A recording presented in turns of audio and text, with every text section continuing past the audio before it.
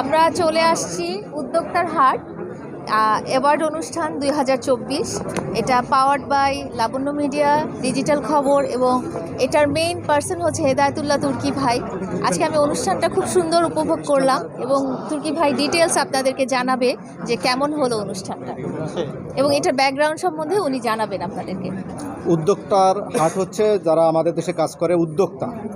উদ্যোক্তা বলতে আমরা পণ্য অথবা আইডিয়া যেটাই সেল করুক না কেন, স্ব উদ্যোগে তিনি পণ্য অথবা আইডিয়া সেল করে অর্থ উপার্জন করেন বা করার চেষ্টা করেন বা করার পরিকল্পনা করতেন, তাদেরকে আমরা উদ্যোক্তা মনে করি।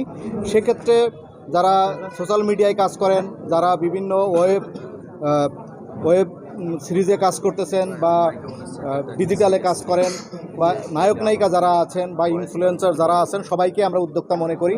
সেই হিসেবে আমাদের খুব বাংলাদেশের একজন জনপ্রিয় যে আপনারা যারা আছেন ভাইরা, তারা যখন এটা সম্প্রচার করবেন, এটা দেখে আরও নতুন নতুন মানুষ আসবেন যারা নিজেদের আইডিয়া ক্রিয়েট করবেন বা নিজেরা নিজের পায়ে দাঁড়ানোর জন্য উৎসাহিত হবেন। তো অনুষ্ঠানটা খুব সুন্দর, আমরা খুব এনজয় করলাম, খুব ভালো ছিল, সাংস্কৃতিক অনুষ্ঠান ছিল এবং নানা ধরনের প্ল্যাটফর্মের মানুষজন এখানে। আমাদের লাইলা উপস্থিত ছিলেন, এখানে আরও অনেকেই উপস্থিত ছিলেন।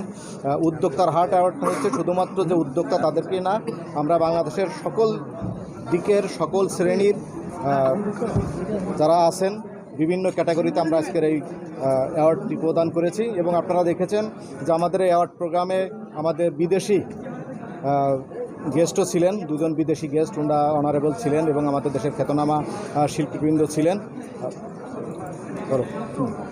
তো অনুষ্ঠানে আসলে এটার যেটা মূল লক্ষ্য দেখলাম যে যারা শুরু করেছেন তাদেরকে উৎসাহিত করার জন্য, যে কোনো অ্যাওয়ার্ডটাই হচ্ছে উৎসাহিত করার জন্য দেওয়া হয় যাতে কাজটা তারা আরও ভালো করে করতে পারে।